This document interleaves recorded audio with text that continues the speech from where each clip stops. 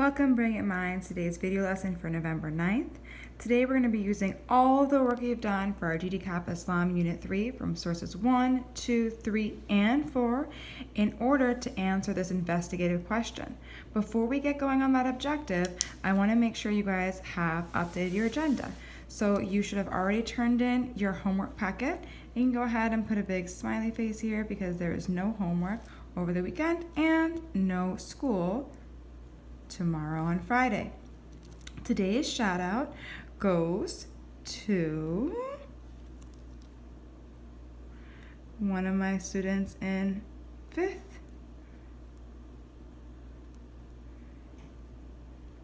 period, and that student is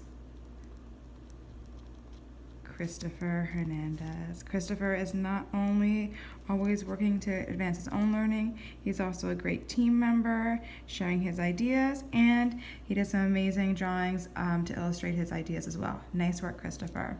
So now we want to go back to this investigative question that we've been working on, and we want to reread it.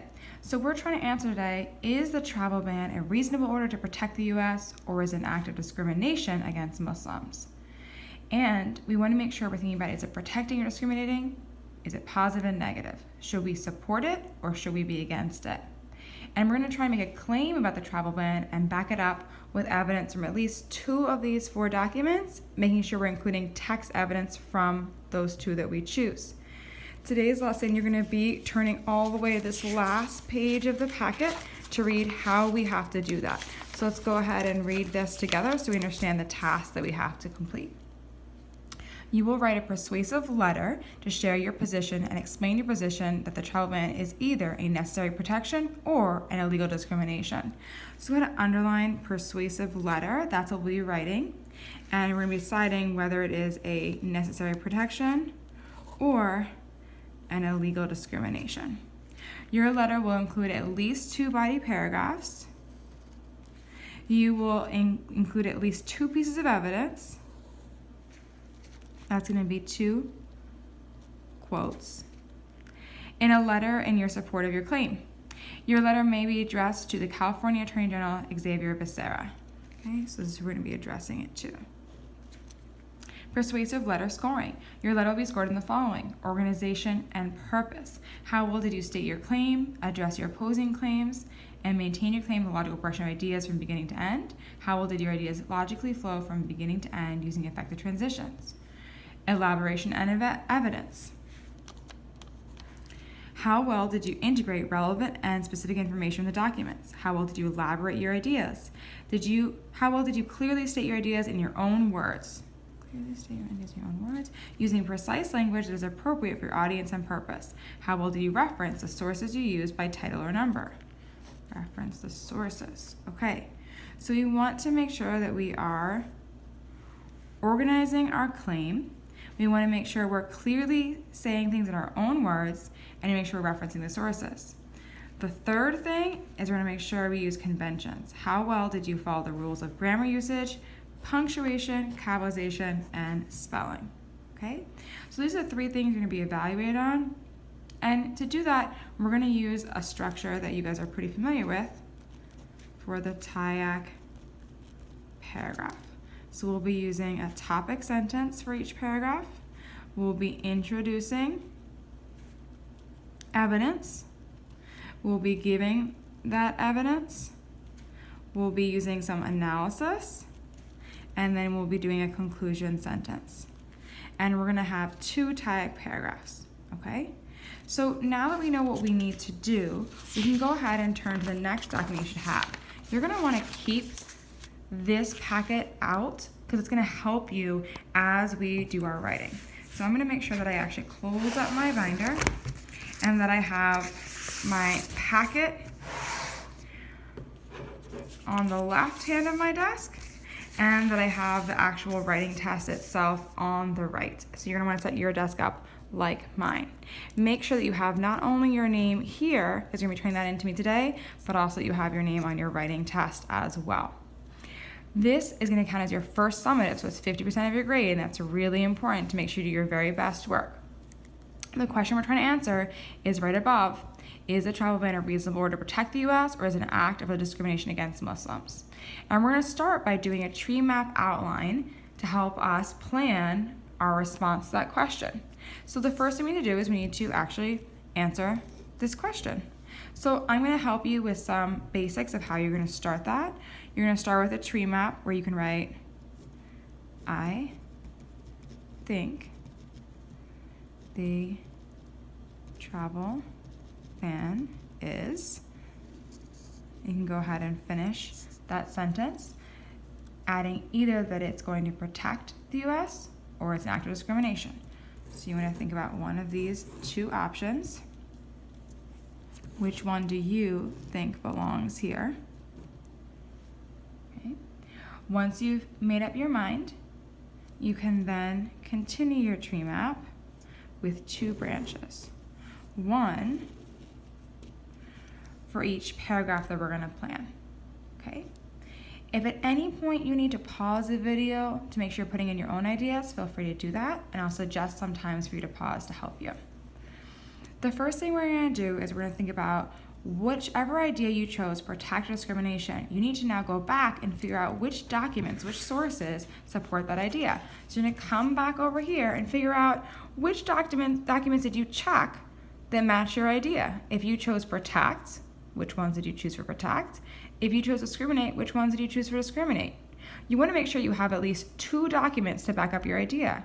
If the idea you chose here doesn't match the evidence you have here, then you're going to need to make sure you revise your claim. You're going to need to make sure you choose the evidence for whichever column has the most documents, the most sources supporting it, and that you have the most evidence to write about, at least two, to meet the requirements of this test. Once you've made that choice, you're going to come back over here, and you can go ahead and write in which source you're going to use, and you'll need a second source as well. Okay. Once you've chosen these two sources, you're ready for the next step. I'm going to pause here if you would like to, so that you can begin to make sure you have these steps filled in. Okay. Now that you've chosen those steps, you're going to want to add to both branches, and you're going to want to add your quote. So you're going to want to make sure that this work should already be done for you. You can go ahead and even put a box around this to make sure you have the space to keep them separate.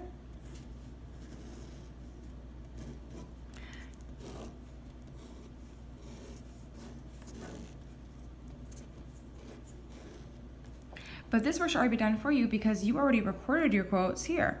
So whichever sources you chose to work with, you can now just simply go across and write the quote in your tree map, okay? If you need time right now to fill these in, go ahead and pause the video to copy over the quotes you chose already from your analysis. And when you're ready, we're gonna go ahead and add a final part to both branches.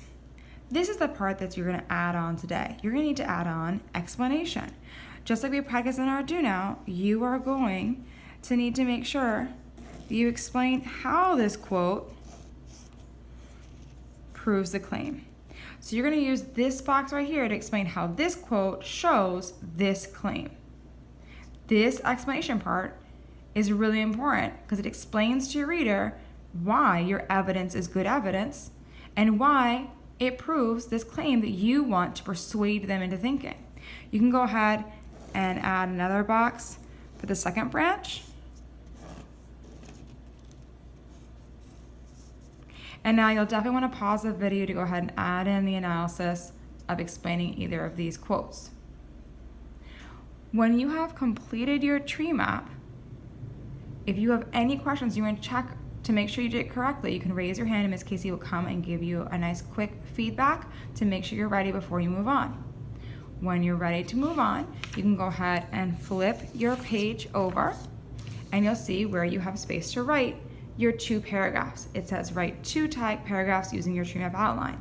You have your paragraph 1 checklist to make sure you have all parts of the TIAC, and you have your paragraph 2 checklist to make sure you have all parts of your paragraph. I'm going to start you off with some ideas, and you're going to need to use your own tree map to help you.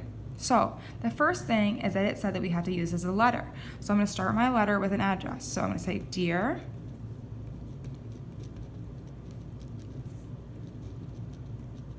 Attorney General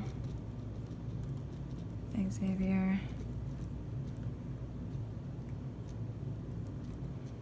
Sarah. And now I'm going to make sure that I can begin with my topic sentence. So if I come back to this outline, I need to make sure I know, where do the parts of the tag come from? Well, the topic sentence is going to be right here at the top of our tree map. Okay?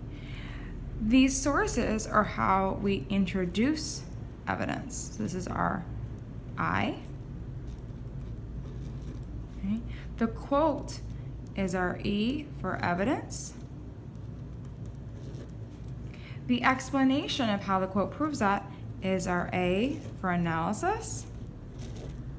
And this is going to be for paragraph 1. And this branch is going to be for paragraph 2.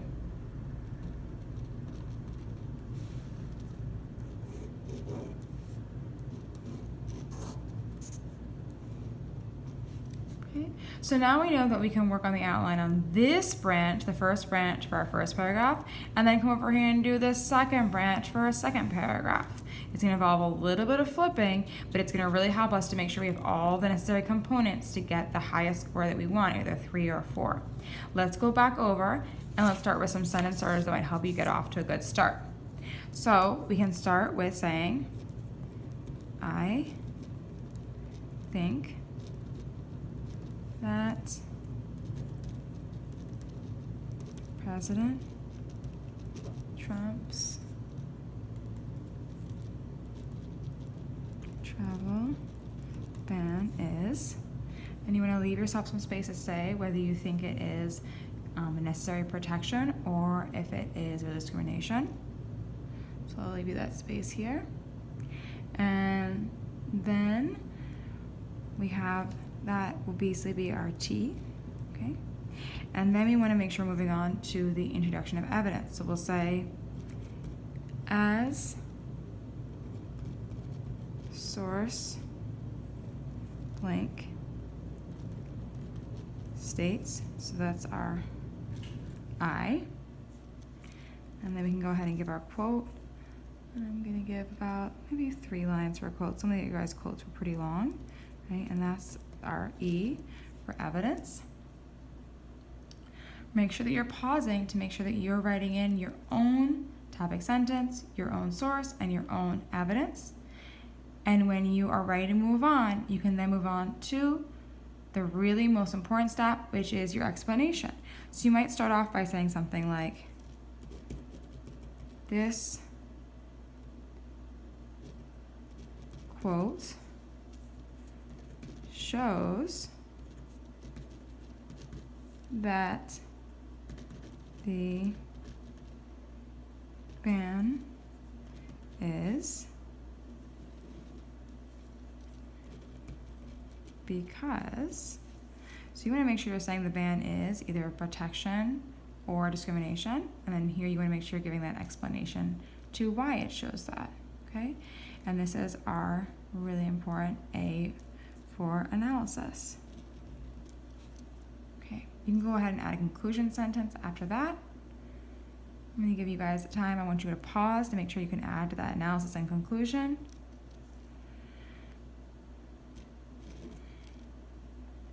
And then you want to go ahead to your next paragraph. So we'll indent when you're ready. And we'll start with another sentence starter. It is clear that the president's ban is blank. I'm going to make sure you fill in either protection or discrimination. This should match your topic sentence right here, right? Because it's going to be the same topic sentence. So if we look back at our tree map, we see that both paragraphs, although they have different sources, different quotes, and different analysis, they actually come from the same idea, the same claim of answering this question, either protection or discrimination. It should be the same for both paragraphs, okay? So that when you come over here, you want this paragraph to match the same idea as this paragraph, okay? Once you go ahead and got that topic sentence to paragraph 2, you can go ahead and kind of continue it, that it's that because of other sources as well, okay? According to source blank, right? This is introducing our evidence.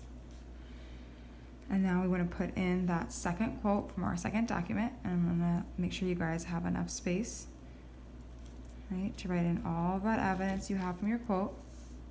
You might want to pause the video now to make sure you can add in that quote. And when you're ready, you can go ahead and add in a sentence for the analysis. So you could say, this demonstrates that the ban is blank, continuing with that theme of whatever you think it is, either protection or discrimination, because, and I'm going to give 2 lines at least for that really important analysis, and then pause right here to make sure you can do the analysis, and when you're ready, you can finish with your conclusion sentence, okay? You want to make sure that you've really taken your time to make sure you've completed all parts of the 2 type paragraphs, and that you're ready to turn in both your packet and your tests to Miss KC. I hope you're very proud of the work you did today, as well as in this entire week in this GDCAP.